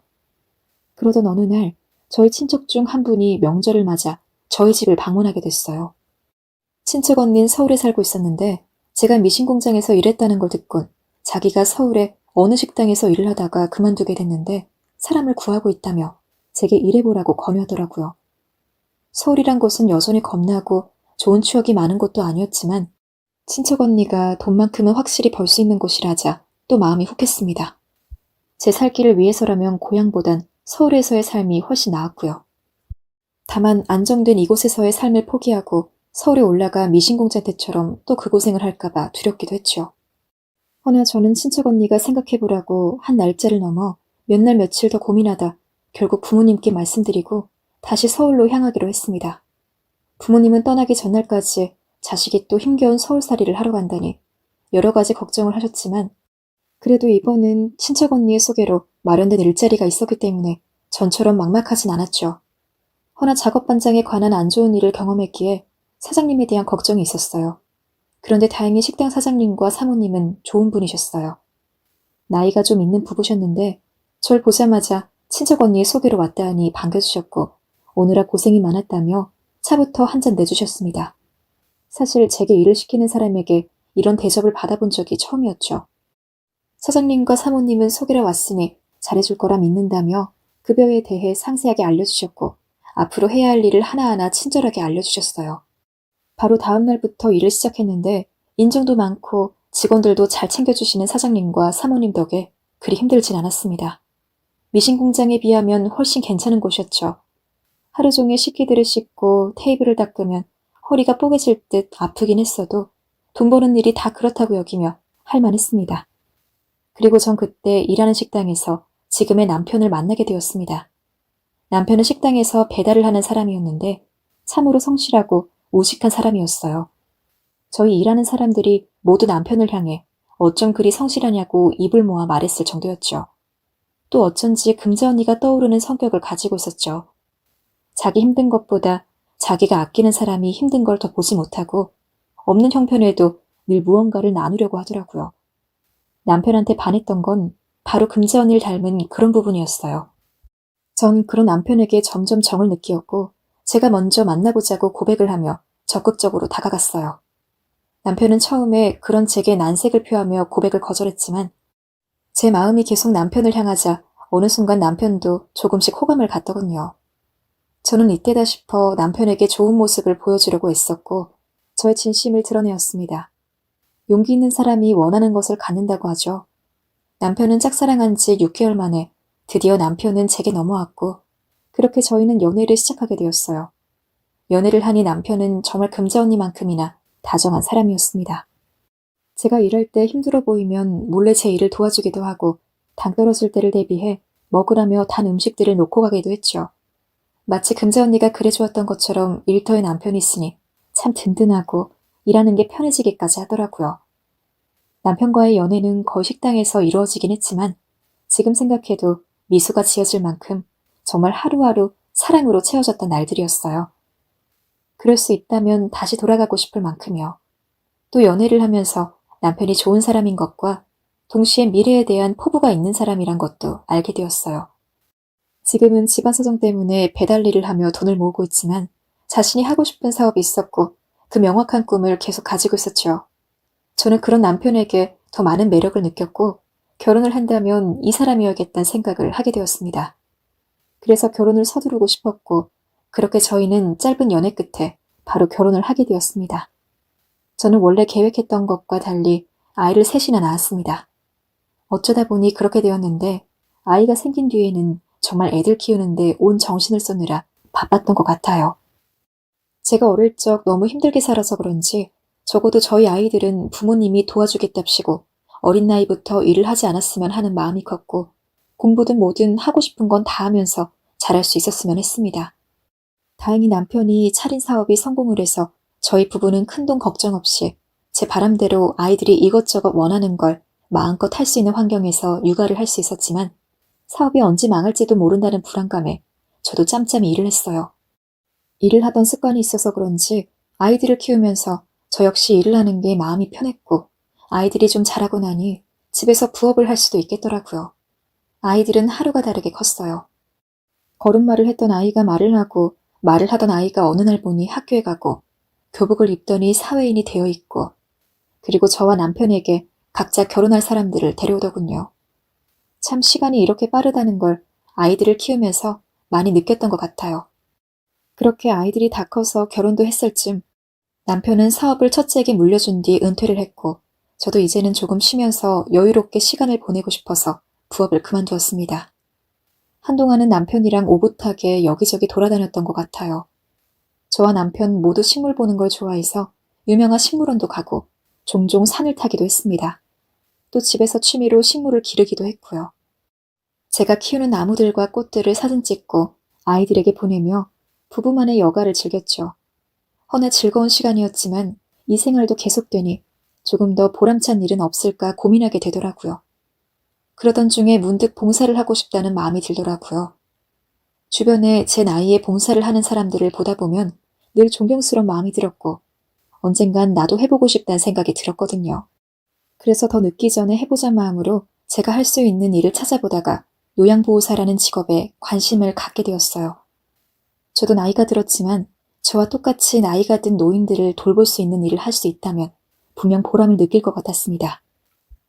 남편은 지금까지 일만 해놓고 늙어서 무슨 고생이냐며 하지 말라고 절 말렸지만 전 그런 남편의 만류에도 불구하고 제 삶을 찾고 싶다는 이유로 늦은 나이에 힘겹게 공부해 요양보호사 자격증을 따고 요양병원에서 일을 하기 시작했습니다. 이 나이에 다시 일을 하기는 쉽지 않았습니다. 요양병원의 일은 녹록지 않았어요. 치매 환자들도 많았고 환자들 중엔 통제도 할 수 없는 분들도 많았고 같이 일하는 사람들과 예기치 못한 갈등이 생기기도 했죠. 특히나 체력적으로 많이 부담이 되더라고요. 일을 하고 나면 온몸이 쑤셔 쉬는 날엔 여기저기 파스를 붙이고 그저 끙끙 앓아누워야 하기도 했습니다. 자식들도 손목에 파스를 붙이고 있는 걸 보곤 속상한 얼굴로 왜 굳이 평생 일해놓고 또 왜 일하냐 잔소리를 했지요. 허나 전 그래도 이 나이에 병원에서 일을 하는 제 자신이 너무 뿌듯하고 자랑스럽더라고요. 또 어르신들을 모시다 보면 저절로 보람도 느끼고요. 일은 고되었지만 그 모든 걸 감수할 수 있을 정도의 보람이었습니다. 덕분에 하루도 쉬지 않고 열심히 일을 나가 기쁜 마음으로 어르신들을 돌봐드릴 수 있었던 것 같아요. 그러던 어느 날 제 인생에서도 너무나 충격적인 사건이 생기고 말았습니다. 요양병원은 요양사마다 담당하는 층이 따로 있는데 당시 제가 맡고 있는 층은 4층이었습니다. 근데 그날은 3층 인원이 부족해서 처음으로 3층의 병동을 돌며 환자들을 관리하게 되었어요. 익숙한 사람들이 아닌 만큼 혹시나 실수하는 일이 있을까봐 기존 3층 담당 요양사에게 주의할 점은 있는지, 3층에 있는 환자들 목록은 어떻게 되는지 하나하나 물어가며 정보를 받아냈습니다. 먼저 이름을 훑어보며 특이사항이 있는지 살펴보았죠. 그런데 3층 내 병동을 쓰고 있는 환자 중에 이금자라는 이름을 가진 사람이 있었습니다. 그 이름을 보자마자 문득 과거 친언니처럼 좋아했던 금자 언니 생각이 나더라고요. 그동안 사는 게 바쁘다는 핑계로 금자 언니에 대해 떠올리지 않고 있었는데 이렇게 금자 언니란 이름을 보니 새삼 그 15살 시절로 돌아간 것 같은 기분이 들었어요. 그렇게 병동을 하나하나 돌며 환자를 돌본 뒤 드디어 금자 언니와 이름이 같은 환자를 돌보기 위해서 그 병동에 들어갔습니다. 하지만 한 발자국 한 발자국 걸음을 옮길 때마다 드러나는 환자의 얼굴에 저는 그만 우뚝 멈춰설 수밖에 없었어요.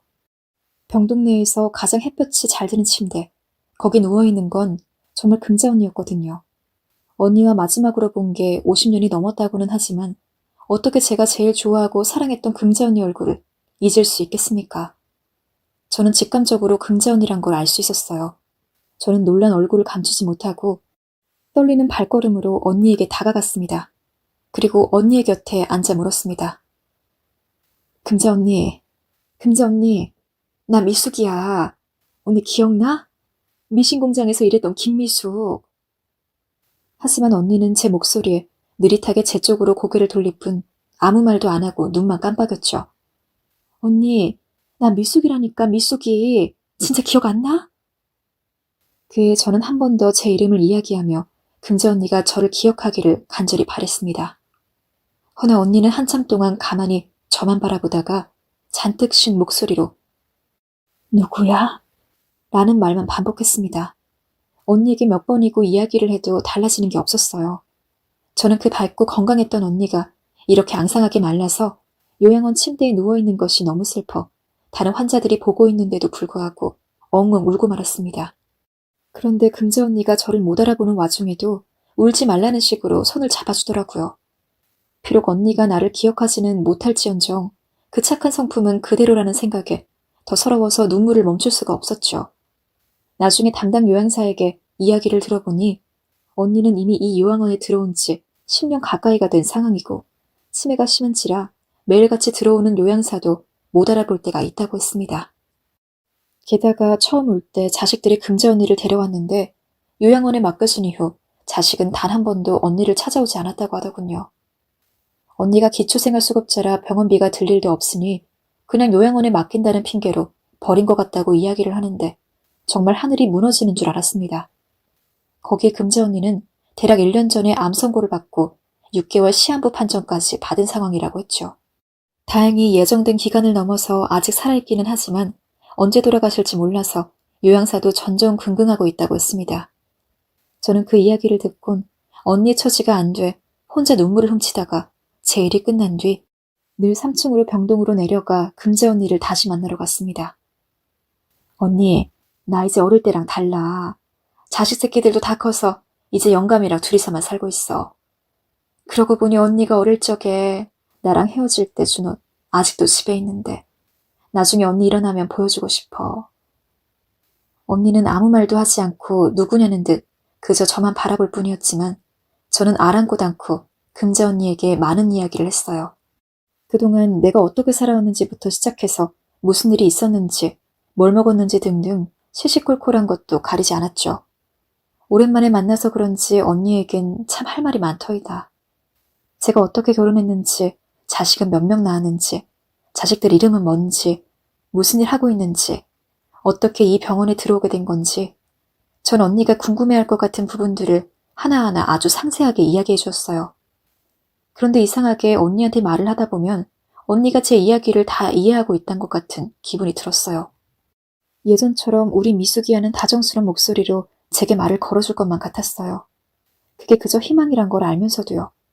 근무가 끝나도 도저히 발걸음이 떨어지지 않았어요. 언니 머리맡에 다가가 옛날 언니가 그랬던 것처럼 언니에게 말을 걸어야만 마음이 편해졌죠. 이미 주름살이 가득하지만 그대로인 순한 눈매를 보다 보면 저절로 그 당시의 기억이 되살아나곤 했어요. 미신공장에서 있었던 너무나 고단했던 그리고 너무나 아련했던 기억들이요.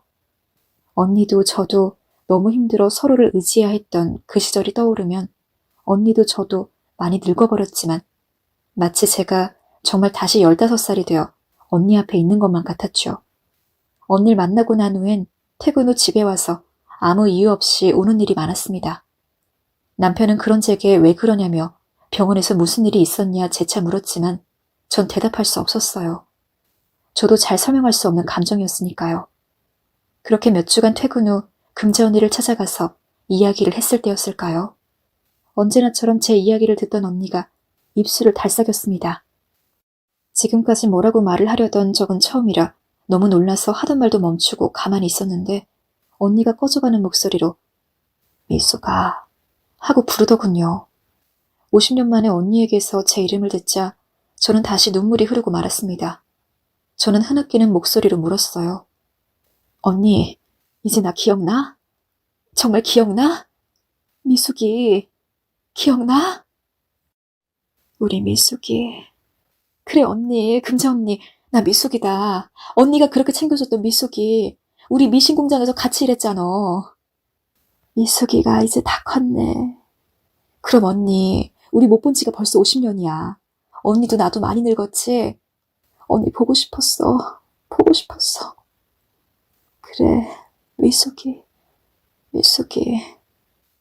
언니는 길게 이야기하지 못하고 겨우 제 이름 정도만 말했지만 여전히 언니 기억 속에 제가 남아있다는 게 반가웠던 저는 언니의 마른 손을 꼭 잡고 그 어린 시절 언니한테 얼마나 고마웠는지 꼭 한번 다시 만나고 싶었다는 이야기를 밤새도록 했고 언니는 그저 중간중간 우리 미숙이라고 말하며 가만히 제 이야기를 들어주었습니다. 아마 언니는 이승을 떠나기 전 마지막으로 절 만나고 싶었나 봅니다. 처음으로 저를 알아본 바로 다음 날 제가 요양병원에 출근을 하기도 전에 언니는 눈을 감았거든요. 믿기지 않은 눈으로 정 가만히 흰 천을 덮은 언니를 바라보았습니다. 또 눈물이 쏟아질 것 같았지만 언니가 제가 우는 걸 바라지 않을 것 같아서 간신히 참고 병원에 등록되어 있는 언니 자식에게 전화를 걸었죠. 그렇게 언니의 자식이 올 때까지 저는 언니가 혹여 외로울까봐 양해를 구하고 일도 미룬 채 언니 옆에서 언니의 차가워진 손을 붙잡고 계속 잘 가라는 인사만 건넸던 것 같습니다. 잘 가라고, 외롭지 않게 가라고, 쓸쓸하게 가지 말라고요. 몇 시간쯤 뒤 언니 아들이 병원에 도착했습니다. 그리고 장례에 대해서 이야기를 꺼냈는데 돈 없으니 그냥 화장만 한다고 하더군요. 언니를 병원에 버리더니 대충 화장만 하겠단 말에 저는 순간 화가 뻗쳤지만 가까스로 참고 앞으로 어떻게 할지 생각해 보았습니다.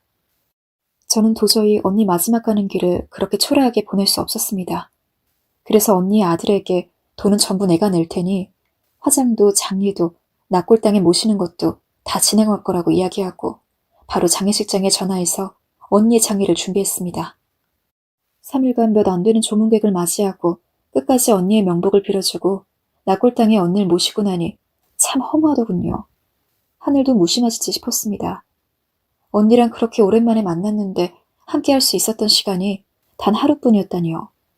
조금만 더 우리에게 시간을 허락해줄 순 없었는지, 아니면 조금만 좋은 시절에 언니를 만날 순 없었는지, 꼭 지금이어야 했는지. 하지만 한편으로는 언니가 예정된 시간보다 더 오래도록 견뎌주었기에 단 하루라도 저와 함께 이야기를 나눌 수 있었던 것 같다는 생각도 들더라고요. 미신 공장에서 그랬던 것처럼 버텨준 언니에게 또 한 번 고마웠습니다. 금자 언니가 세상을 떠난 지 올해가 3년, 이제 곧 4년이 됩니다. 언니는 천국에서 잘 지내는지 가끔 꿈에 나오는 모습을 보면 언제나 웃고 있습니다. 언니 꿈을 꿀 때면 저는 늘 주말에 시간을 내서 언니가 있는 낙골당을 찾고는 합니다.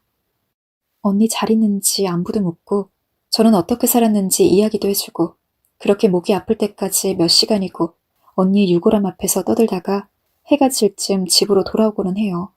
가족보다도 더 가족 같았던 금자 언니. 저도 이제 나이가 많이 먹었으니 늦지 않게 언니를 만날 수 있겠죠. 다시 만나게 된다면 그때는 정말 못다한 이야기를 다 나누려고 합니다.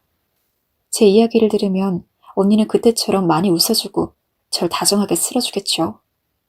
혹시 저와 금자 언니의 관계처럼 가족이 아니지만 가족처럼 소중한 인연이 있으신가요? 저는 금자 언니라는 소중한 인연을 만나 정말 많은 추억을 선물 받았고 또 인생의 힘든 구간을 지나올 수 있었습니다. 비록 언니와의 마지막 만남은 짧았지만 언니가 준 추억은 정말이지 귀했습니다. 남편과 결혼하고 아이를 키우고 정신없이 달리다 보니 저도 그 인연을 잊고 살기도 했고 지금은 그런 인연에 대한 감사함을 못 느끼기도 했지만 마지막 순간 언니와 다시 이렇게 만나 연을 다시 맺고 그 인연의 소중함을 다시 떠올릴 수 있어 너무도 감사했네요. 이제 여러분의 인연을 평생 소중히 여기시기를 바라는 마음으로 이 사연을 마치겠습니다. 지금까지 들어주셔서 감사하고 따뜻한 사랑과 함께 오늘 하루도 평안히 보내세요. 마지막으로 나의 언니, 나의 인연, 나의 추억. 금자 언니, 너무나 보고 싶고 그립습니다.